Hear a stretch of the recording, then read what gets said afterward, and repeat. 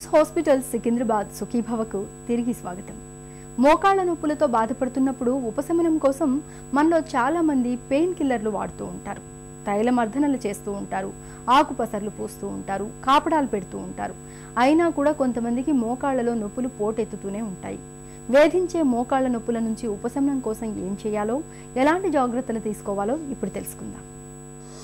మోకాళ్ళ నొప్పుల గురించి మనం రిలీఫ్ రావాలా, మనకు నొప్పులు తగ్గాలంటే దాని staging of arthritis simple X rays చేసుకుంటేనే మనకు చాలు.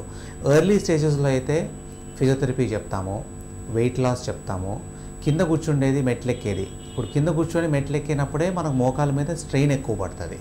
అంటే నొప్పునున్నోళ్ళు మెట్లెక్కి దిగేది, కింద కూర్చుండేది, పద్మాసనం వేసుకునేది తగ్గించుకోవాల్సి వస్తుంది. సో ఈ సిమ్టమ్స్ ఫాలో చేసుకుంటే ఎర్లీ స్టేజ్లో and on and of tablets కానీ ఇస్తాం, ఫిజియోథెరపీ చెప్తాం, నొప్పులు బాగా తగ్గవచ్చు. మిడిల్ స్టేజ్ ఆర్థరైటిస్లో నొప్పులు ఎక్కువ ఉన్న వాళ్ళకి అవసరం పడితే ఒక చిన్న సర్జరీ అవసరం పడవచ్చు. అది కానీ తగ్గకపోతే దెన్ లేట్ స్టేజ్ ఆర్థరైటిస్ వస్తుంది. లేట్ స్టేజ్ ఆర్థరైటిస్లో ఇప్పుడు ఈ ప్రీవియస్ మెథడ్స్ మనం అనేది మందులు, ఫిజియోథెరపీ, లైఫ్ స్టైల్ మాడిఫికేషన్స్ ఇవన్నీ చేసినప్పుడు కానీ నొప్పులు తగ్గకపోతే అప్పుడు మనం ఆపరేషన్ చేయాల్సి వస్తుంది. ఆపరేషన్ చేసిన తర్వాత వాళ్ళకి రిలీఫ్ ఉంటుంది. రోజు కొంచెం వాకింగ్, ఎక్సర్సైజ్ అన్నీ చేసుకోగలుగుతారు. ఇవాళ మన దగ్గర కాన్పులన్నీ చాలా వరకు సిజేరియన్లే అవుతున్నాయి. ఇందుకు కారణాలు ఏమైనా కావచ్చు, కానీ మొదటి కాన్పు సిజేరియన్ అయితే మాత్రం తర్వాత రెండో కాన్పు కూడా ఖచ్చితంగా సిజేరియనే అవుతుందని నమ్ముతున్నారు మనలో చాలామంది. ఈ నమ్మకంతోటే రెండో కాన్పుకు మానసికంగా సిజేరియన్కు సిద్ధమైపోతున్నారు. అసలు మొదటి కాన్పు సిజేరియన్ అయిన తర్వాత రెండో కాన్పు కూడా సిజేరియన్ అయ్యే అవకాశాలు ఎంతవరకు ఉన్నాయి, మళ్ళీ సిజేరియన్ అవ్వకుండా ఎలాంటి జాగ్రత్తలు తీసుకోవాలి మొదలైన వివరాల గురించిన పూర్తి వివరాలని డాక్టర్ అడిగి ఇప్పుడు తెలుసుకుందాం.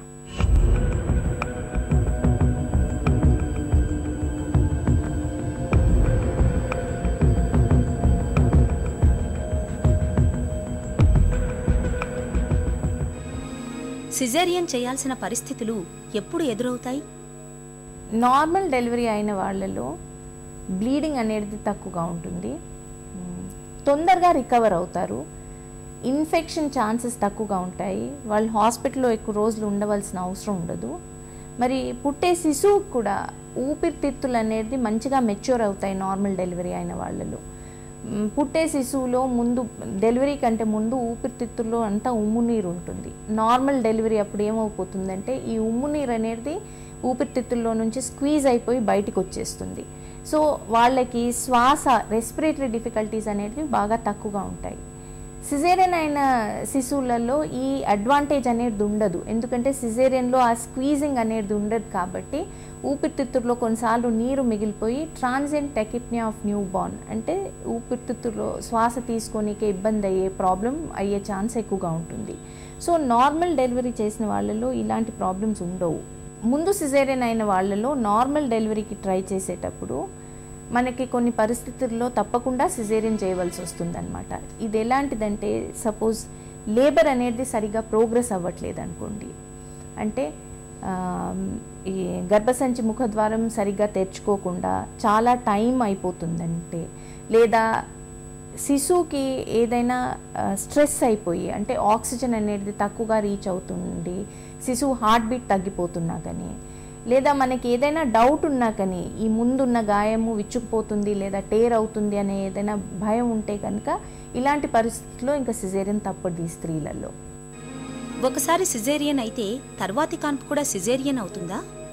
ఒకసారి సిజేరియన్ అయ్యాక ప్రతిసారి మళ్ళీ సిజేరియన్ అవుతుందనేది తప్పు నమ్మకం. ఒకసారి సిజేరియన్ అయిన వాళ్ళల్లో కొన్ని అంశాలని బట్టి మళ్ళీ నార్మల్ డెలివరీ అవుతుందా లేదా అని ప్రయత్నించవచ్చు. ఇంకొకటి ఏంటంటే, ప్రతి మనిషిలో సిజేరియన్ అయిన ప్రతి మనిషిలో మళ్ళీ నార్మల్ అవుతుందనేది కూడా తప్పు నమ్మకం.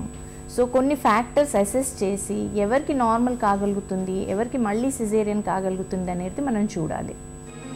మొదటి కాన్పు సిజేరియన్ అయితే తర్వాతి కాన్పు సిజేరియన్ లేదా సాధారణ ప్రసవమా అనేది ఏ అంశాలపైన ఆధారపడి ఉంటుంది? సిజేరియన్ చేసినప్పుడు మేము మామూలుగా గర్భసంచిని కోసి శిశువుని డెలివర్ చేస్తామన్నమాట. ఈ గర్భసంచిని కోసాక గర్భసంచిలో గాయం అనేది బాగా మానాలి. అది మంచిగా మానితే దాంట్లో పట్టు, స్ట్రెంగ్త్ అనేది ఎక్కువగా ఉంటుంది. ఈ గర్భసంచిలో ఉన్న గాయం సరిగ్గా మానకపోతే ఇంకొకసారి నార్మల్ కాన్పు కోసం ట్రై చేసేటప్పుడు కాన్పు నొప్పులు వచ్చినప్పుడు అంటే గర్భసంచి కాంట్రాక్ట్ అయినప్పుడు ఈ ఉన్న గాయం తెరుచుకుపోయే ఛాన్సెస్, టేర్ అయ్యే ఛాన్సెస్ ఉంటాయన్నమాట. ఇది కనుక టేర్ అయితే శిశువుకి వచ్చే రక్తం అనేది తగ్గిపోతుంది, ఆక్సిజన్ అనేది తగ్గిపోయి శిశువు చనిపోయే ఛాన్సెస్ కూడా ఉంటాయి. కాబట్టి ఈ గాయం అనేది ఎవరిలో ఎంత బాగా మానిందనేది చూస్తేనే అలాంటి వాళ్ళల్లోనే నార్మల్గా ట్రై చేయగలుగుతాము. ఇది మనము చెక్ చేయాలంటే ఎన్నో అంశాలు ఉన్నాయి. ఫస్ట్ సిజేరియన్ అయ్యి ఎన్ని సంవత్సరాలు అయిందనేది చూడాలన్నమాట. మినిమం ఒక సంవత్సరంన్నరనన్నా 2 సంవత్సరాలన్నా అవుతేనే ఈ గాయం సరిగ్గా మానుతుంది, దాంట్లో పట్టు ఎక్కువగా ఉంటుంది.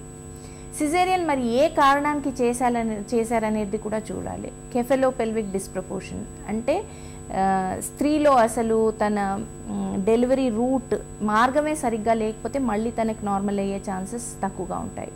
ఈ సిజేరియన్ అయ్యాక, ముందు సిజేరియన్ అయ్యాక ఈ స్త్రీలో ఏదైనా కాంప్లికేషన్స్, ఇన్ఫెక్షన్ లాగా వచ్చాయా అని, అలాంటి కాంప్లికేషన్స్ వచ్చిన వాళ్ళలో ఈ గాయం అనేది సరిగ్గా మానదన్నమాట. ఇవే కాకుండా ఈ ముందైన సిజేరియన్ కాన్పే కాకుండా ప్రస్తుతం ఉన్న కాన్పులో ఏమన్నా కాంప్లికేషన్స్ ఉన్నాయా, బేబీ సైజ్ ఎంతగా ఉంది, పొజిషన్ ఎలా ఉంది, తలనే కిందికి ఉందా లేదా అనేది, లేదా మదర్కి వేరే ప్రాబ్లమ్స్ అంటే రక్తపోటు కానీ డయాబెటీస్ కానీ ఇలాంటివన్నీ అంశాలు చూసి మేము ఎవరికి నార్మల్ అవుతుందనేది చెప్పగలుగుతాం.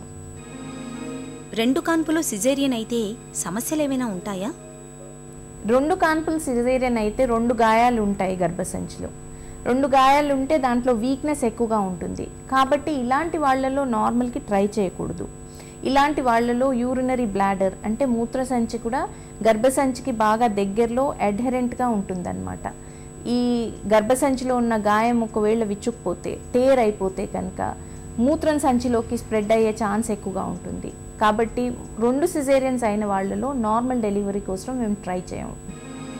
మొదటి కాన్పు సిజేరియన్ అయినప్పుడు తర్వాతి కాన్పు సిజేరియన్ అవ్వకుండా ఉండేందుకు ముందు నుంచే జాగ్రత్త పడొచ్చా? మొదటి కాన్పు సిజేరియన్ అయిన వాళ్ళు 2వ కాన్పు అనేది మంచి గ్యాప్ తోటి ప్లాన్ చేసుకోవాలన్నమాట. సిజేరియన్ అయిన 2 సంవత్సరాల గ్యాప్ అన్నా ఇవ్వాలి 2వ డెలివరీ కోసం ప్లాన్ చేయనీకే. వాళ్ళ జనరల్ హెల్త్ సరిగ్గా చూసుకోవాలన్నమాట. అంటే వాళ్ళకి రక్తం తక్కువ ఉండకపోవడము, హిమోగ్లోబిన్ అనేది చెక్ చేసుకుంటూ, అనీమియా లేకపోవడము, వెయిట్ మంచిగా మెయింటైన్ చేయడము, వాళ్ళ డయట్ అది సరిగ్గా తీసుకోవాలి. మళ్ళీ గర్భం ధరించాక నెక్స్ట్ ప్రెగ్నెన్సీలో కూడా చెకప్స్ అవి సరిగ్గా చేయించుకొని, డయట్ సరిగ్గా తీసుకొని, వెయిట్ ఎక్కువగా పెరగకుండా, హిమోగ్లోబిన్ మెయింటైన్ చేసి, వేరే కాంప్లికేషన్స్ రాకుండా కూడా చూసుకోవాలన్నమాట. అంటే షుగర్ అది ఎక్కువ పెరగకుండా, బేబీ వెయిట్ సరిగ్గా ఉండేటట్టు, ఇలాంటివన్నీ జాగ్రత్తలు వాళ్ళు పాటిస్తే నార్మల్ డెలివరీ కోసం ట్రై చేయొచ్చు. మొదటి కాన్పు సిజేరియన్ అయినప్పుడు తర్వాతి కాన్పు కూడా సిజేరియన్ అయ్యే అవకాశాలు ఎంతవరకు ఉంటాయో తెలుసుకున్నాం కదా. ఇప్పుడు ఒక చిన్న విరామం తీసుకుందాం. అమ్మ పక్కనుంటే బిడ్డకు ఆరోగ్యం.